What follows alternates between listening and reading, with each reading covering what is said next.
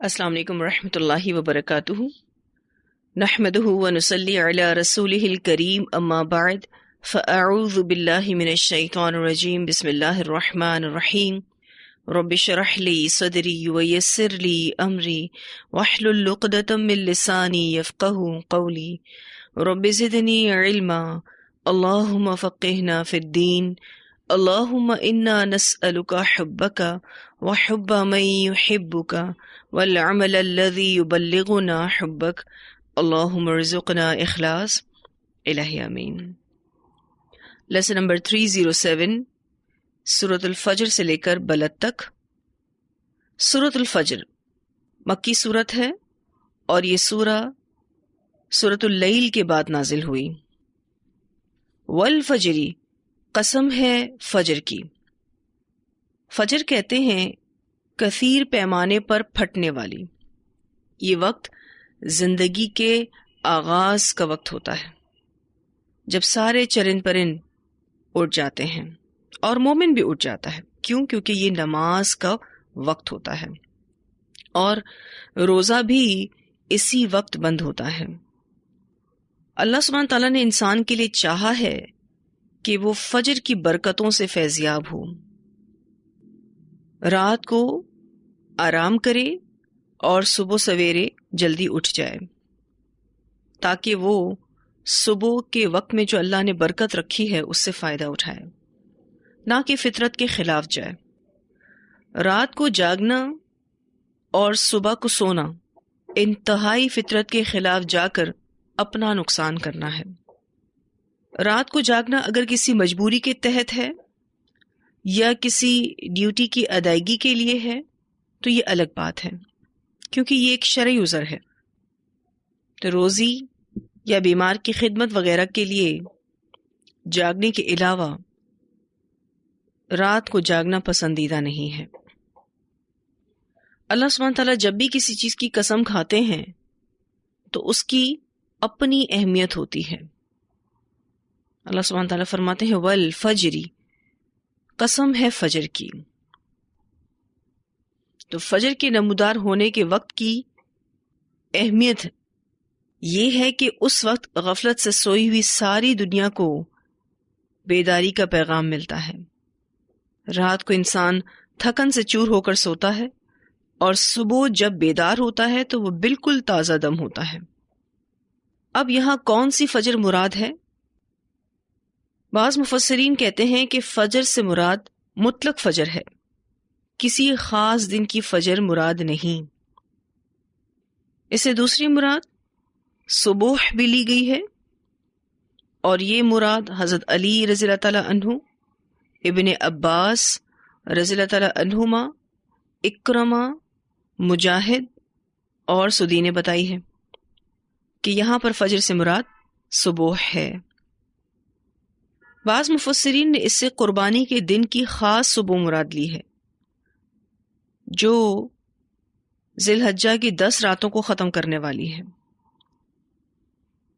اور یہ مراد مسروق اور محمد بن کعب نے بتائی ہے۔ بعض مفسرین کہتے ہیں کہ یہ محرم کی پہلی فجر ہے، یعنی سال کا جو پہلا دن ہے اس کی پہلی فجر، اور بعض نے کہا کہ یہ ذی الحجہ کی پہلی فجر ہے۔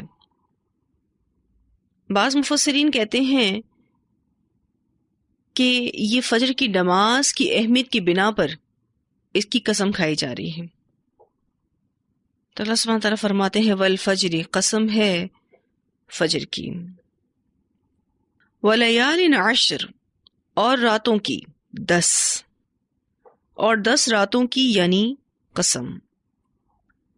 10 راتوں سے مراد عشرہ ذی الحجہ لیا گیا ہے، جیسا کہ حضرت ابن عباس رضی اللہ تعالیٰ عنہما، ابن زبیر رضی اللہ تعالیٰ عنہما اور مجاہد اور کئی ایک مفسرین یہ معنی بتاتے ہیں۔ بعض مفسرین نے ولیال عشر سے رمضان کا آخری عشرہ بھی لیا ہے، جس میں لیلۃ القدر ہوتی ہے۔ یہ دونوں قسم کی 10 راتیں بڑی فضیلت والی ہیں اور اپنی جگہ اہم ہیں۔ ہماری زندگی میں 2 عشرے بہت اہم ہیں، ایک رمضان کا آخری عشرہ اور دوسرا ذی الحجہ کا پہلا عشرہ۔ اچھا، یہ جو 10 راتوں سے مراد 10 دن لیے گئے، کیونکہ عربوں کے ہاں دن کا آغاز رات سے ہو جاتا ہے، تو اس عشرے کی بڑی فضیلت ہے۔ رمضان المبارک کے بعد ذو الحجہ کا مہینہ اسلامی مہینوں میں بڑی اہمیت رکھتا ہے، یہ حرمت والے مہینوں میں سے ایک ہے۔ ذو الحجہ کا پہلا عشرہ نیکیوں اور اجر ثواب کے اعتبار سے عام دنوں کے مقابلے میں بہت اہم ہے، جس کی فضیلت جیسے کہ قرآن پاک میں بھی آئی ہے، یہاں پر ہم نے پڑھا وَلَيَالٍ عَشْرٍ، اور احادیث سے بھی ثابت ہے۔ نبی اکرم صلی اللہ علیہ وسلم نے فرمایا، کسی بھی دن کیا ہوا عمل اللہ تعالیٰ کو ان 10 دنوں میں کیے ہوئے عمل سے زیادہ محبوب نہیں ہے۔ صحابہ کرام رضی اللہ عنہم نے پوچھا، اے اللہ کے رسول صلی اللہ علیہ وسلم، جہاد فی سبیل اللہ بھی نہیں؟ آپ صلی اللہ علیہ وسلم نے فرمایا، جہاد فی سبیل اللہ بھی نہیں، ہاں مگر وہ شخص جو اپنی جان اور مال کے ساتھ نکلے اور کچھ واپس لے کر نہ آئے۔ اسے ابو داؤد نے روایت کیا ہے۔ پھر انہی دنوں میں 9واں دن عرفہ کا دن ہے، اور یہ وہ عظیم دن ہے جس کے بارے میں نبی اکرم صلی اللہ علیہ وسلم نے فرمایا کہ کوئی دن ایسا نہیں کہ جس میں اللہ تعالیٰ عرفات کے دن سے زیادہ لوگوں کو جہنم سے آزاد کرتا ہو۔ اسے مسلم نے روایت کیا ہے۔ یعنی اس دن بہت سارے لوگوں کو اللہ تعالیٰ جہنم سے خلاصی دے دیتے ہیں، ان کے گناہوں کو معاف کر دیتے ہیں۔ پھر اس عشرے کا آخری اور 10واں دن یوم النحر ہے، یعنی قربانی کا دن۔ اس کے بارے میں نبی اکرم صلی اللہ علیہ وسلم نے فرمایا، اللہ تعالیٰ کے نزدیک سب سے فضیلت والے دن یوم النحر یعنی قربانی کا دن ہے، اور یوم القر یعنی 11 ذو الحجہ قیام منا ہے۔ اسے مسند احمد نے روایت کیا ہے۔ چونکہ یہ عشرہ بڑا ہی اہمیت کا حامل ہے، اس لیے اہل ایمان کے لیے اس میں نیکیاں کرنے اور اجر و ثواب حاصل کرنے کا بہترین موقع ہے۔ کچھ لوگ اس میں حج کا اہتمام کرتے ہیں، اور جو لوگ حج پر نہیں جاتے وہ دوسرے نیک کام کر کے خاص اجر حاصل کرنے کی کوشش کرتے ہیں۔ اس عشرہ ذی الحجہ میں جو نیک کام کیے جا سکتے ہیں اس میں ذکر الہی ہے۔ اس بارے میں ایک روایت آتی ہے، نبی اکرم صلی اللہ علیہ وسلم نے فرمایا، کوئی دن اللہ تعالیٰ کے ہاں ان 10 دنوں سے زیادہ عظمت والا نہیں، اور نہ ہی کسی دن کا عمل اللہ تعالیٰ کو ان 10 دنوں کے عمل سے زیادہ محبوب ہے۔ پس تم ان 10 دنوں میں کثرت سے تحلیل یعنی لا الہ الا اللہ، تکبیر یعنی اللہ اکبر، اور تحمید یعنی الحمدللہ کہو۔ اسے مسند احمد نے روایت کیا ہے۔ امام بخاری رحمہ اللہ نے بیان کیا ہے کہ ان 10 دنوں میں ابن عمر رضی اللہ تعالیٰ عنہ اور ابو ہریرہ رضی اللہ تعالیٰ عنہ تکبیر پکارتے ہوئے بازار نکلتے، اور لوگ بھی ان کے ساتھ تکبیرات کہنا شروع کر دیتے۔ پھر صحابہ کرام سے مختلف تکبیریں پڑھنا ثابت ہیں، مثلا اللہ اکبر، لا الہ الا اللہ واللہ اکبر وللہ الحمد۔ اسی طرح صحیح مسلم میں ایک تکبیر آتی ہے، اللہ اکبر کبیرا والحمد للہ کثیرا وسبحان اللہ بکرۃ واصیلا۔ پھر صدقہ خیرات کر سکتے ہیں۔ اس کے علاوہ ایک بہت اہم نیک کام کہ 9 ذی الحجہ کو روزہ رکھا جاتا ہے۔ اس بارے میں بھی ایک روایت آتی ہے، نبی اکرم صلی اللہ علیہ وسلم سے یوم عرفہ کے روزے کے بارے میں پوچھا گیا تو فرمایا، گزشتہ سال اور آئندہ سال کے گناہوں کا کفارہ ہے۔ اسے مسلم نے روایت کیا ہے۔ یعنی اگر جو 9 ذی الحجہ کو روزہ رکھتا ہے، اس کا گزشتہ سال یعنی جو سال گزر گیا اس کے گناہ، اور آئندہ سال یعنی جو سال آنے والا ہے کے گناہوں کا کفارہ ہے۔ سنن نبی داؤد کی روایت سے پتہ چلتا ہے کہ نبی اکرم صلی اللہ علیہ وسلم 9 ذی الحجہ، یوم عاشورہ اور ہر ماہ میں سے 3 دن روزہ رکھتے تھے۔ پھر عشرہ ذو الحجہ کی آخری مگر اہم ترین عبادت قربانی ہے۔ قربانی کا لفظ قرب سے نکلا ہے۔ اصطلاحاً قربانی سے مراد وہ عمل ہے جو اللہ تعالیٰ کی رضا اور قرب کے حصول کے لیے جانور ذبح کرنے کی شکل میں 10 ذی الحجہ سے 13 ذی الحجہ تک اس کو کیا جاتا ہے۔ پھر ہر طرح کا نیک عمل اس اہم ترین عشرے میں کیا جا سکتا ہے، اللہ کے نزدیک وہ بہت زیادہ پسندیدہ ہے۔ والفجر، قسم ہے فجر کی، ولیال عشر، اور 10 راتوں کی یعنی قسم۔ فجر کا وقت دن کے آغاز اور رات کے اختتام کا ہے اور عبادت کا بھی وقت ہے۔ دوسرے مذاہب میں بھی اس وقت کو بڑی اہمیت دی جاتی ہے۔ تو یہ وقت بڑا یکسوئی کا ہوتا ہے اور تازگی کا ہوتا ہے۔ پھر اللہ سبحانہ تعالیٰ فرماتے ہیں والشفع، اور جفت کی یعنی قسم، والوتر، اور طاق کی یعنی قسم، اور جفت اور طاق کی یعنی قسم۔ شفع کا معنی ایک چیز کو اس جیسی دوسری چیز سے ملا دینا، اور اس طرح کر کے دو ملی ہوئی چیزوں کو شفع کہتے ہیں، اور جس کے ساتھ اس جیسی چیز نہ ہو وہ وتر ہے۔ پھر وتر کسی چیز میں کمی کرنے کو بھی کہتے ہیں۔ سورہ محمد کی آیت نمبر 35 میں اللہ سبحانہ تعالیٰ فرماتے ہیں وَلَن يَتِرَكُمْ أَعْمَالَكُمْ، اور ہرگز اللہ تمہارے اعمال میں کمی نہ کرے گا، کیونکہ جفت کے مقابلے میں وتر کم ہو جاتا ہے۔ پھر یہاں پر والوتر آیا ہے، اس کو وتر بھی پڑھا جاتا ہے اور وتر بھی پڑھا جاتا ہے، دونوں قرات آتی ہیں، دونوں طرح سے اس کو پڑھا جا سکتا ہے۔ پھر وتر اس ہندسے کو بھی کہتے ہیں جو 2 پر تقسیم نہ ہو، یعنی آڈ نمبر، اور شفع ایون نمبر۔ ابن عباس رضی اللہ تعالیٰ عنہما کا قول ہے کہ وتر سے مراد یوم عرفہ ہے کیونکہ وہ 9واں دن ہے، اور شفع سے مراد قربانی کا دن ہے کیونکہ وہ 10واں دن ہے۔ والشفع والوتر، اور جفت کی اور طاق کی یعنی قسم۔ پھر وتر کی بہترین مثال خود اللہ تعالیٰ کی ذات ہے، اور نمازوں میں اس کی مثال نماز مغرب کے فرض ہیں۔ پھر دن کی آخری نماز بھی وتر کو بنایا گیا۔ اس کو وتر اس لیے کہا جاتا ہے کہ وہ جتنے بھی پڑھے جائیں، مثلا 1، 5، 7، 9، 11، وہ وتر ہی رہیں گے، اور وتر اصل میں ایک ہی رکعت ہے۔ اب اس کے ساتھ جتنے بھی جفت نفل پڑھے جائیں، ایک وتر سب کو وتر بنا دے گا۔ بعض مفسرین کہتے ہیں کہ شفع سے مراد مخلوقات ہیں جنہیں اللہ نے جوڑے میں بنایا، جس کا ذکر اللہ تعالیٰ سورۃ الذاریات آیت نمبر 49 میں کرتے ہیں وَمِن كُلِّ شَيْءٍ خَلَقْنَا زَوْجَيْنِ لَعَلَّكُمْ تَذَكَّرُونَ، اور وتر سے مراد خالق یعنی اللہ تعالیٰ ہیں جو ایک ہی ہیں۔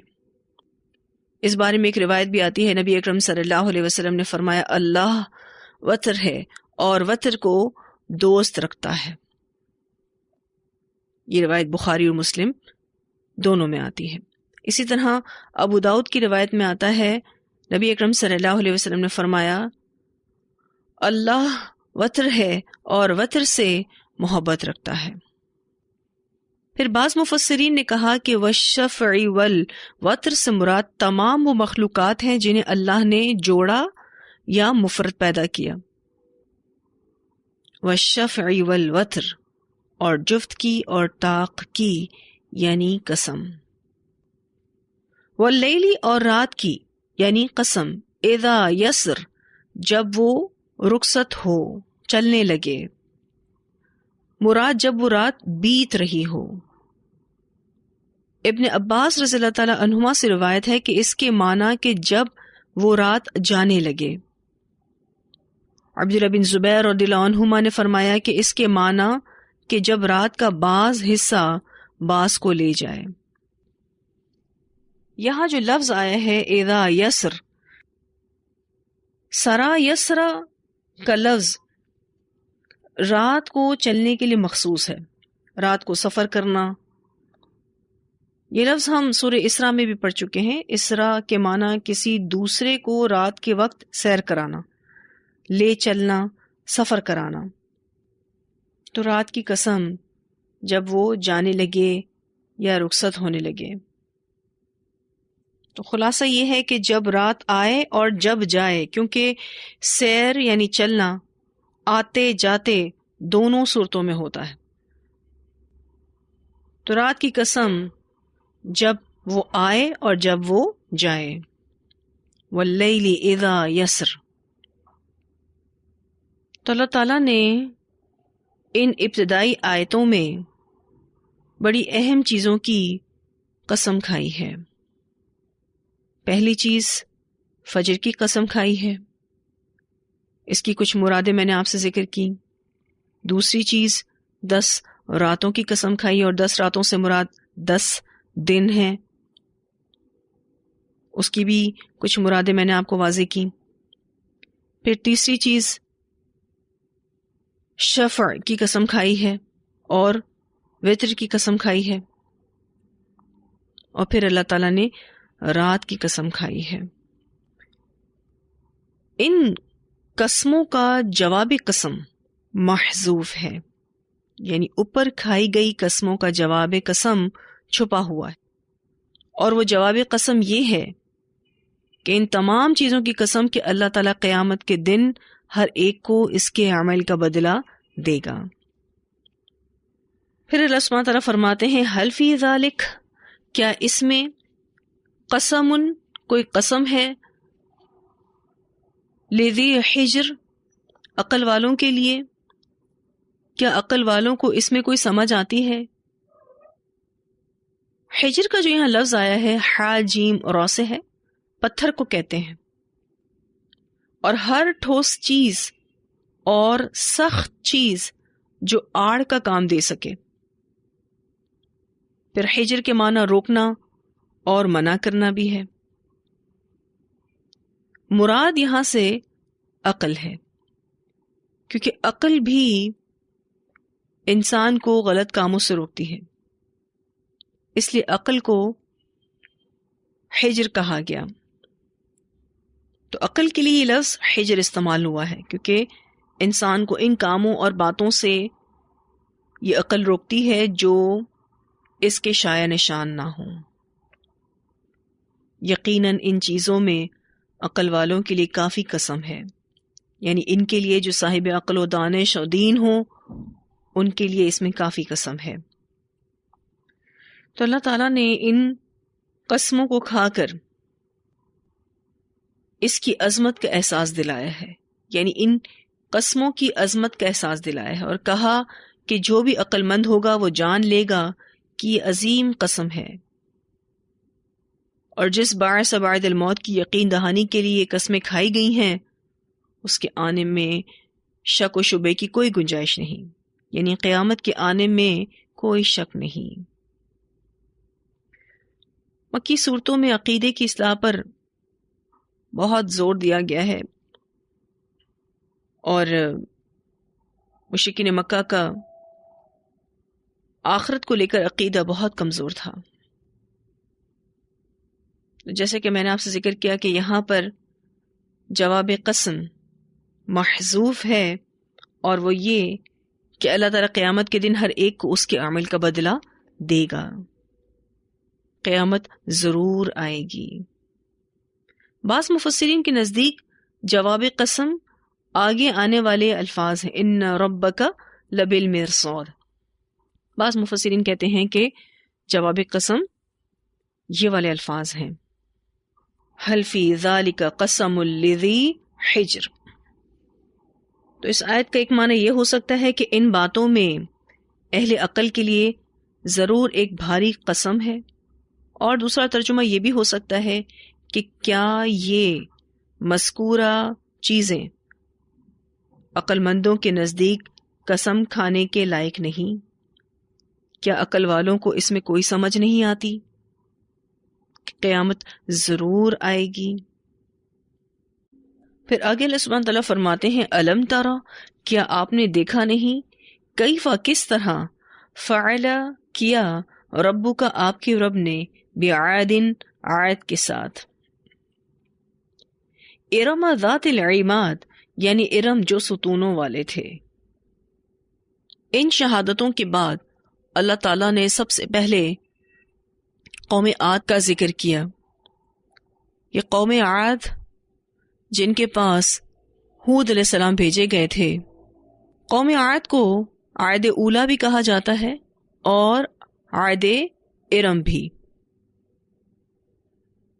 ان کو ارم اس لحاظ سے کہا جاتا ہے کہ یہ ارم بن سام بن نوح کی اولاد تھے. یعنی ارم قوم عاد کے دادا کا نام تھا. پھر یہ بھی کہا جاتا ہے کہ یہ ارم شہر کا نام تھا. کچھ مفسرین کہتے ہیں کہ یہ قبیلے کا نام ہو سکتا ہے. پھر شاہی خاندان کا نام تھا اور یہ بڑے ستونوں والے تھے جس کی وضاحت اللہ تعالیٰ آگے ہی کریں ذات العماد. تو یہ ارم عاد کا ہی دوسرا نام ہے. اس کا لفظی معنی ہوتا ہے مزین ستون. الم تر کیف فعل ربک بعاد ارم ذات العماد. کیا آپ نے دیکھا نہیں کہ آپ کے پروردگار نے عاد کے ساتھ کیسا سلوک کیا تھا؟ اونچے ستونوں والے ارم کے ساتھ. پھر ذات العماد کی کئی توجیہ بیان کی جاتی ہیں. ایک یہ کہ وہ بلند و بالا قد رکھتے تھے. دوسری یہ کہ بلند و بالا عمارتیں بنانے کا آغاز انہوں نے ہی کیا تھا. یہ بڑی مضبوط عمارتوں والے تھے. تیسری یہ کہ جب وہ سفر کرتے تھے تو اپنے خیمے نصب کرنے کے لیے بہت اونچی اور مضبوط لکڑیاں استعمال کرتے تھے جیسے وہ ستون ہیں. ذات العماد یعنی پلرز والے قد والے مضبوط اور بڑی عمارتوں والے. اللاتی وہ جو لم یخلق نہ پیدا کیے گئے مثلھا ان جیسے فی البلاد شہروں میں. یعنی جسمانی طاقت میں ان کا کوئی ثانی نہ تھا. یعنی اتنے اونچے قد والے زوراور اور مضبوط لوگ پوری دنیا میں کہیں اور موجود نہ تھے. ساری دنیا میں ان کا زور تھا. کوئی دوسری قوم ان کی ٹکر میں موجود نہ تھی. یعنی یہ اس دور کی سپر پاور تھے. لیکن یہ لوگ بھی آخرت کے منکر تھے. بہت زیادہ بد کردار تھے اور سرکش تھے. تو اللہ تعالیٰ نے ان پر سخت ٹھنڈی اور تیز آندھی کا عذاب بھیجا جس نے انہیں تباہ و برباد کر دیا. ان کے بارے میں ہم سورہ حاقہ کی آیت نمبر 7 اور 8 میں پڑھ چکے ہیں. اللہ تعالیٰ فرماتے ہیں سخرها علیہم 7 لیال و8 ایام حسوما فتر القوم فیہا صرعا کأنہم اعجاز نخل خاویہ فہل تری لہم من باقیہ. اس نے اسے ان پر 7 راتیں اور 8 دن مسلسل چلائے رکھا. تو ان لوگوں کو اس میں اس طرح زمین پر گرے ہوئے دیکھے گا جیسے وہ کھجوروں کے گرے ہوئے تنے ہوں. تو کیا تو ان کا کوئی بھی باقی رہنے والا دیکھتا ہے؟ تو یہ وہ قوم تھی جو اپنے آپ کو بہت مضبوط کہتی تھی. کیا حال کر دیا اللہ تعالیٰ نے ان کا. سورہ حامیم السجدہ کی آیت نمبر 15 میں آتا ہے کہ یہ اپنے آپ کو بہت زیادہ قوت والا کہتے تھے. وہ کہتے تھے وَقَالُوا مَنْ أَشَدُّ مِنَّا قُوَّةً، اور انہوں نے کہا ہم سے قوت میں کون زیادہ سخت ہے. تو اللہ تعالیٰ یہاں فرماتے ہیں کہ دیکھو ان کا کیا حال ہوا. أَلَمْ تَرَ كَيْفَ فَعَلَ رَبُّكَ بِعَادٍ إِرَمَ ذَاتِ الْعِمَادِ التی لم یخلق مثلها فی البلاد، وہ جن کی مثال نہیں ملتی تھی، ان جیسی کوئی اور قوم نہیں تھی۔ دیکھو وہ کس حال پر پہنچے، ایک سخت ٹھنڈی اور تیز آندھی نے ان کو تباہ و برباد کر دیا۔ تو اللہ کا عذاب ایسا ہی ہوتا ہے، جب بھی کسی قوم پر آتا ہے پھر وہ سروائیو نہیں کر سکتی۔ پھر اللہ سبحانہ تعالیٰ فرماتے ہیں وَثَمُودَ، اور سمود کو، یعنی سمود کے ساتھ کس طرح کیا، الذین، وہ لوگ، جابوا الصخر، جنہوں نے تراشا چٹانوں کو۔ جابو کہتے ہیں شغاف کرنا، بڑی کٹائی کرنا، بالواد، وادی میں، وادی کہتے ہیں زرخیز علاقے کو۔ اب یہاں پر دوسری قوم سمود کا ذکر کیا جا رہا ہے، جسے عاد ثانی بھی کہا جاتا ہے۔ ان کے پاس اللہ سبحانہ تعالیٰ نے صالح علیہ السلام کو بھیجا تھا۔ یہ بڑے ماہر سنگ تراش تھے، پہاڑوں کے اندر انہوں نے اپنے گھر بنا رکھے تھے، یعنی شہروں کے شہر پتھروں کو تراش تراش کر بنا رکھے تھے۔ تو یہ بھی آخرت کے منکر تھے، سرکش تھے۔ اللہ تعالیٰ نے انہیں زلزلے اور چیخ کے عذاب سے تباہ کر دیا۔ زلزلہ اتنا شدید تھا کہ ان کے پتھروں کے مکانوں میں بھی دراڑیں پڑ گئیں، اور یہ خود زلزلے اور چیخ کی تاب نہ لا سکے اور مر گئے۔ اللہ تعالیٰ فرماتے ہیں وَثَمُودَ الَّذِينَ جَابُوا الصَّخْرَ بِالْوَادِ، اور دیکھو سمود کے ساتھ بھی ہم نے کیا سلوک کیا، جنہوں نے وادی میں چٹانیں تراش لیں۔ یہ بھی عاد ثانی تھے، یعنی آدھ ہی کی طرح تھے، بڑے مضبوط تھے، بہت ہی بڑی سویلائزیشن تھی، لیکن اللہ سبحانہ تعالیٰ نے ان کی سرکشی کی وجہ سے انہیں تہس نہس کر دیا، برباد کر دیا۔ وفرعون، اور فرعون، ذی الاوتاد، جو میخوں والا تھا۔ یہاں فرعون کو میخوں والا کہا گیا، اس کی ایک وجہ تو یہ ہے کہ اس کے پاس خیموں کی کثرت تھی، اور ان خیموں کو نصب کرنے کے لیے میخیں یعنی کیلیں استعمال کیا کرتے تھے۔ پھر اس سے بڑی سلطنت بھی مراد ہے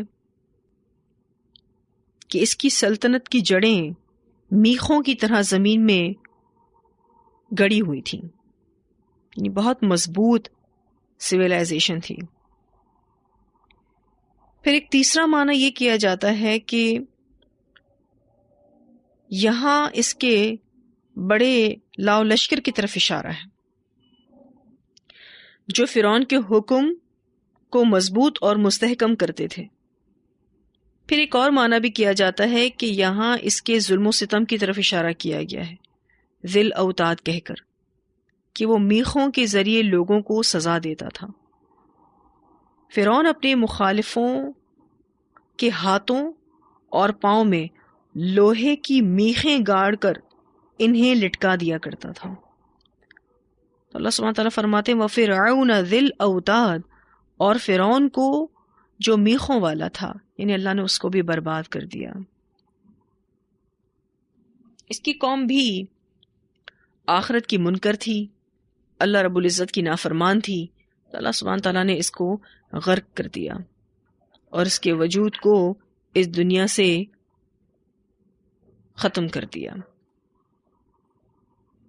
تو جو بھی اللہ سبحانہ تعالیٰ کی نافرمانی کرے گا، چاہے وہ جتنا بھی مضبوط ہو، جتنا بھی قوت والا ہو، وہ برباد کر دیا جائے گا۔ تو ان آیات میں اللہ سبحانہ تعالیٰ نے سب سے پہلے قوم عاد کا ذکر کیا، پھر سمود کا ذکر کیا، پھر فرعون کا ذکر کیا۔ یہ ساری بڑی بڑی سیویلائزیشن تھی۔ ان ساری اقوام کا ایک مشترکہ جرم تھا. اللہ تعالیٰ فرماتے ہیں الذین طغوا فی البلاد، ان سب نے سرکشی کی شہروں میں، یعنی ان سب نے اپنے شہروں میں سرکشی مچائی اور لوگوں کو طرح طرح کی تکلیفیں دیں. اور یہ ساری اقوام آخرت کی منکر تھیں. تو جب کسی قوم کے گناہوں کا ڈول بھر جاتا ہے تو پھر اللہ کا عذاب آتا ہے.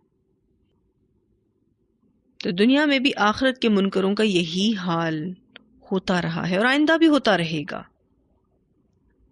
الذین طغوا فی البلاد، تو ان سب نے سرکشی کی شہروں میں. فاکثروا، پھر کثرت سے کیا، فیہا الفساد، ان میں فساد.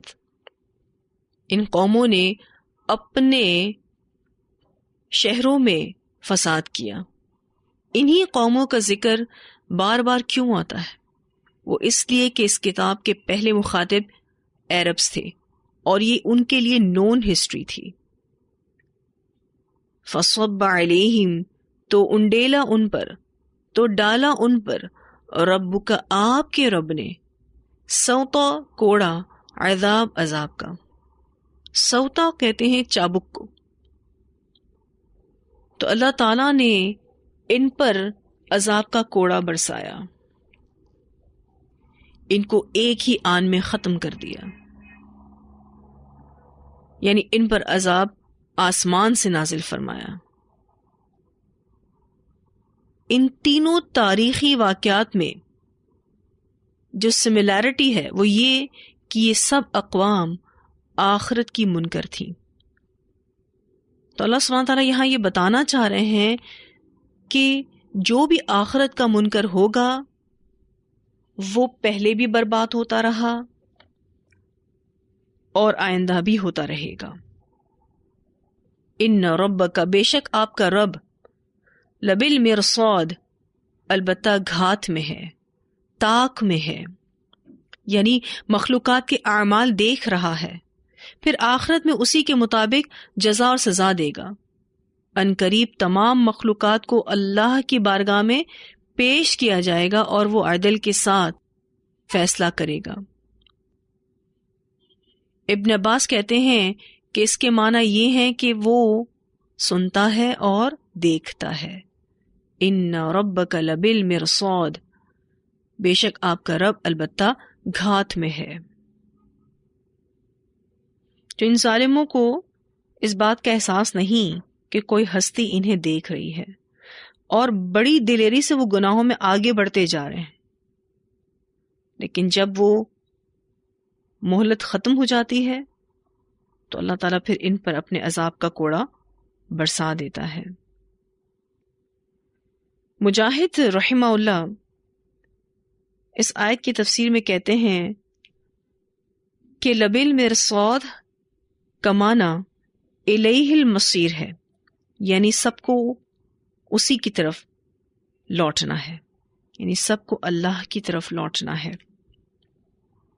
تو جو بھی جتنا بھی طاقتور ہو، اگر وہ نافرمان ہے، سرکش ہے، تو اللہ رب العزت کا عذاب اس پر ضرور آئے گا. اتنی آیات کی تلاوت سنتے پھر آگے پڑھیں گے انشاءاللہ. بسم اللہ الرحمن الرحیم. والفجر وليال عشر والشفع والوتر والليل إذا يسر هل في ذلك قسم لذي حجر ألم تر كيف فعل ربك بعاد إرم ذات العماد التي لم يخلق مثلها في البلاد وثمود الذين جابوا الصخر بالواد وفرعون ذي الأوتاد الذين طغوا في البلاد فأكثروا فيها الفساد فصب عليهم ربك سوط عذاب إن ربك لبالمرصاد